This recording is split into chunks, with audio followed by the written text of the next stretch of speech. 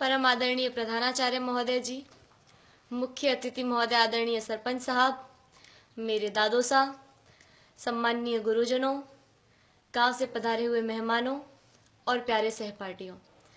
26 जनवरी को गणतंत्र दिवस के रूप में मनाया जाता है, ये तो हम सबको मालूम है।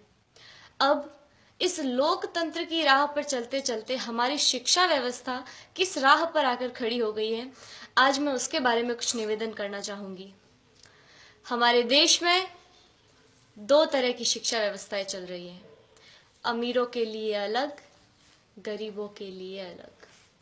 अमीरों के लिए प्राइवेट स्कूल, गरीबों के लिए सरकारी स्कूल। मैंने कई बार देखा है, घर पर जब मेहमान आते हैं और पूछने पर हम ये बताते हैं कि सरकारी विद्यालय में पढ़ रहे हैं, तो उनके चेहरे का रिएक्शन, भाव एक अलग तरीके का हो जाता है। तब मुझे बड़ा दुख होता है। उन सभी लोगों से मैं ये निवेदन करना चाहूंगी कि आप बहुत बड़ी गलतफहमी में हैं, क्योंकि शिक्षा का जो स्रोत है, शिक्षा जहां से आती है, वो आदरणीय शिक्षक है। शिक्षा ऊंची बिल्डिंगों से, बड़े बड़े गार्डन से, अच्छी बसों में सफर करने से या एसी रूमों से शिक्षा नहीं आती है।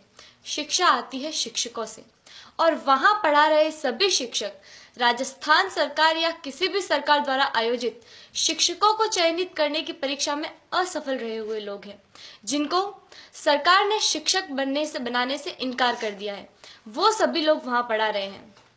हमारा सौभाग्य है कि हम जिस विद्यालय में पढ़ रहे हैं, वहां के शिक्षक राजस्थान सरकार द्वारा आयोजित शिक्षकों को चयनित करने की परीक्षा, जिसमें लाखों लोग भाग लेते हैं, उन लाखों लोगों में से चुने हुए शिक्षक हैं, जिनको राजस्थान सरकार ने शिक्षक बनने के योग्य समझा है। हमारा सौभाग्य है कि हमें ऐसे ट्रेंड टीचर पढ़ा रहे हैं। मुझे गर्व है कि हम अच्छे हाथों में हैं। मेरे दादो सा आदरणीय जय सिंह जी देवल यहाँ विराजे हुए हैं, जो मुझे कभी कभी एक बात कहते हैं कि जितने भी आईएएस, आरएएस या सरकार के किसी भी उच्च पद पर लगे हुए ऑफिसरों में से ज्यादातर ऑफिसर्स सरकारी विद्यालयों में पढ़े हुए हैं और सरकारी विद्यालयों से ही उत्तीर्ण हुए हैं। वर्तमान में एक डॉक्टर, एक इंजीनियर, एक वकील, एक बिजनेसमैन, यहाँ तक कि इन विद्यालयों में पढ़ा रहे शिक्षक भी अपने बच्चों को सरकारी विद्यालयों में पढ़ाना नहीं चाहते हैं। आखिर क्या कारण है? इसका कारण है संसाधनों का अभाव।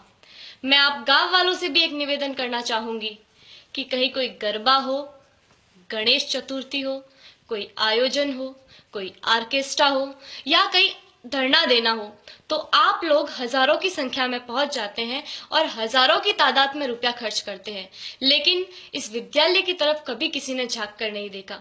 इस विद्यालय की ओर देखने का किसी को भी समय नहीं है।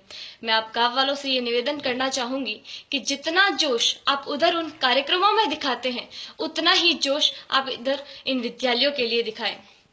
भविष्य में संजोगवश हम सरकारी विद्यालयों में पढ़ रहे छात्रों में से कोई प्रधानमंत्री या और कुछ बन गया, तो सबसे पहले तो हम ये कोशिश करेंगे कि भारत की तमाम सरकारी स्कूलों को एक उच्च स्तर पर ले आए, ताकि वर्तमान भविष्य में भारत में एक ऐसा समय आए कि सभी बच्चे सरकारी विद्यालय में पढ़ रहे होंगे।